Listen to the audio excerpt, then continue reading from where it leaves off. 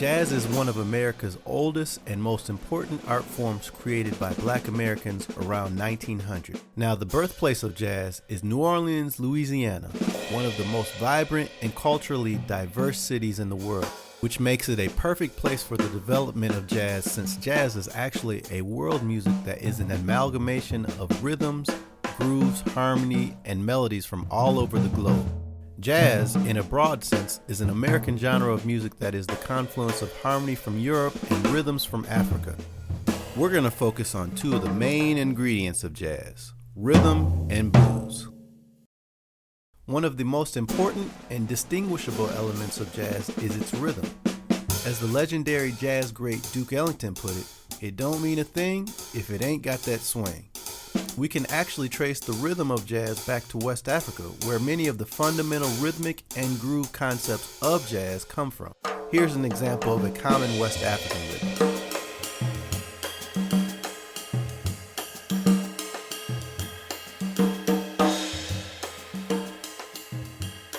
Many of the rhythms, grooves, songs, and dances from West Africa were brought over to America with the Africans who were brought against their will as slaves during the horribly dark and sad period of slavery. In addition to West African countries, many other countries were involved in slave trade from the 1500s all the way up to the 1800s. Some of those countries include Cuba, Brazil, Puerto Rico, Barbados, Jamaica, and many, many more. Unfortunately, New Orleans was one of America's largest ports for slave trade, so along with seeing a diverse mix of people, New Orleans became a melting pot for a diverse mix of song, dance, rhythms, food, and other aspects of different cultures. So with the mix of all of these different rhythmic concepts and grooves from other countries, many new musical styles and approaches developed. One of those styles was called ragtime. Ragtime is a style of piano playing that was heavily influenced by marches, New Orleans brass bands, African rhythms, and the Latin tinge rhythms from Latin countries. Ragtime had a very recognizable rag feeling that had a direct influence on early New Orleans brass bands, which would lay the rhythmic foundation of jazz, vital for capturing its ever so distinctive feel. The other extremely important element of jazz that influenced all American popular music that came after it is blues. Blues comes from the outward expression of pain, sorrow, despair, loneliness, and faith in God that enslaved people used to get through their long, hot, and tiresome days of working in the fields. These feelings were expressed through field hollers, work songs, and spirituals that often involved hand clapping, foot stomping, body patting, and the usage of anything else that made sound. Call and response, a tradition that can be traced back to West African culture, was a big part of the way enslaved people interacted with each other musically. As hard as these times were, the blues was not sung to make them feel worse. The blues was sung to make them feel better. In short, the blues helped them feel good about feeling bad. That pretty much sums up the spirit of African American people, that in spite of all the challenges, the many years of oppression and inequality, Black Americans are able to come together and express themselves so creatively and on a high level through dance, spoken word, visual art, literature, and of course, music. Now, imagine combining ragtime and blues with elements of European harmonies and melodies. Guess what you got? The perfect roux for a delicious gumbo dish we call jazz. Now that you have a basic understanding of the early beginnings of jazz and how it all came together, let's talk about some of the most important contributors and innovators of jazz who, not by coincidence, are predominantly African Americans. Jelly Roll Morton was one of the great early ragtime pianists and the first great jazz composer and arranger, although he also claimed to be the first jazz musician. I think Buddy Bolden would have something to say about that. Baby Dodds was one of the most important early jazz drummers from New Orleans, who is best known for his exquisite work with the great jazz cornetist King Oliver. He was also the drummer on a series of recordings with Louis Armstrong and his Hot 7 band in the late 20s. Speaking of Louis Armstrong was a trumpeter who is considered one of the greatest and most important jazz musicians of all time. He also had a real recognizable voice that everybody loved. Duke Ellington, along with being an amazing pianist and a highly influential band leader, is one of our greatest American composers. He wrote so many classic and popular compositions, including everyone's favorite, "It Don't Mean a Thing If It Ain't Got That Swing." Do-wop, do-wop, do-wop, do-wop, do-wop, do-wop, do-wop, do-wop.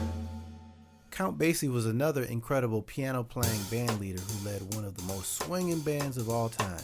The Count Basie Orchestra could swing anybody into bad health.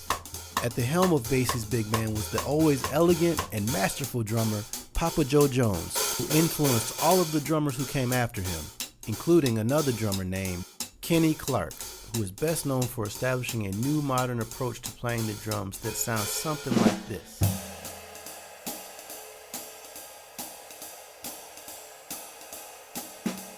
Ever heard of bebop? Bebop. Well, Charlie Parker, Dizzy Gillespie, Max Roach, and Thelonious Monk put bebop on the map with their virtuosic playing and highly syncopated rhythms, creating a new language that changed the way jazz music was played forever. Ella Fitzgerald, sometimes called the First Lady of Song, was an extremely influential and captivating singer who was fun, spontaneous, and could really swing. Oh, and she could scat like nobody's business. Horace Silver and Art Blakey helped pioneer a genre of jazz called hard bop that often mixed elements of bebop with blues and gospel in a funky and soulful way to create a feeling and atmosphere similar to that of a black church, keeping audiences engaged and feeling good. Miles Davis was a trumpeter who was a cool cat and truly one of the most important, famous, and influential musicians of our time. His album Kind of Blue is still one of the greatest jazz albums that everyone should check out. The virtuoso tenor sax man on that great recording was John Coltrane. He went on to develop one of the most recognizable and influential sax sounds and approaches ever, and really embraced the spiritual side of playing jazz. Elvin Jones was the drummer who helped Coltrane tap into that incredibly powerful spiritual sound. Elvin used highly tripletized rhythms reminiscent to the rhythms heard in West Africa that helped give his playing and the music an organic flow that you can feel deep in your soul when you hear him. Tony Williams was not only a virtuoso drummer who played with Miles Davis, but also an important figure in jazz who pioneered jazz fusion, which became popular in the 70s. Artists like Ornette Coleman, Cecil Taylor, Pharoah Sanders, and Alice Coltrane helped to establish a genre called free jazz, breaking away from the normal conventions of music like tempo, chord changes, and tonal centers. Herbie Hancock, who played with Miles Davis, is a pianist from Chicago whose playing is ever evolving with the times, even still today. Mr. Hancock made the first jazz hip-hop song called Rocket that breakdancers in the 80s loved to pop and lock to. Wynton Marsalis is a virtuoso trumpeter who leads one of the premier jazz orchestras playing and touring today called the Jazz at Lincoln Center Orchestra. Moreover, he has become one of the most important spokespersons of jazz today. Who said a violin can't swing? Regina Carter is a violinist who can swing you into bad health, just like the Count Basie Orchestra, but she can also enthrall you with her beautiful sound and engage you with her soul. Roy Hargrove is a jazz icon who directly influenced many of the jazz musicians playing today. He played trumpet with soul, passion, intelligence, excitement, and beauty.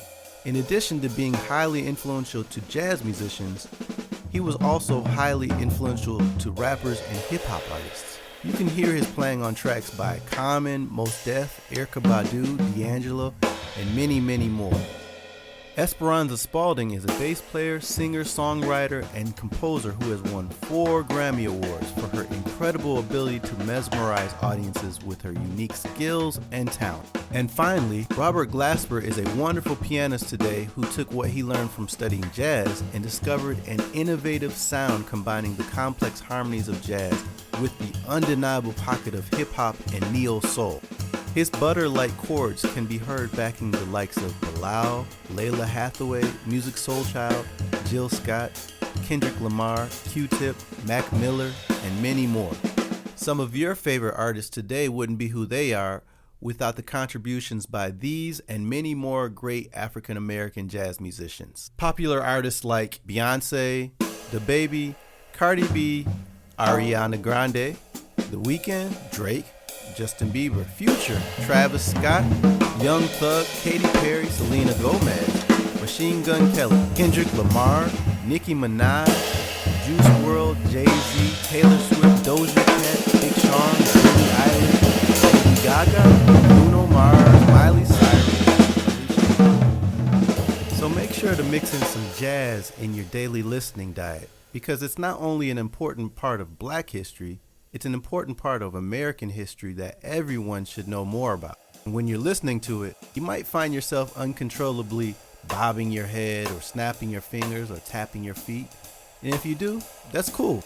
Go with it, and you'll start to understand what Duke Ellington was talking about when he said, "It don't mean a thing if it ain't got that swing."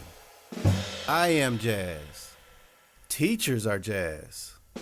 Nurses are definitely jazz. Cooks, jazz. Dentists, yep, jazz.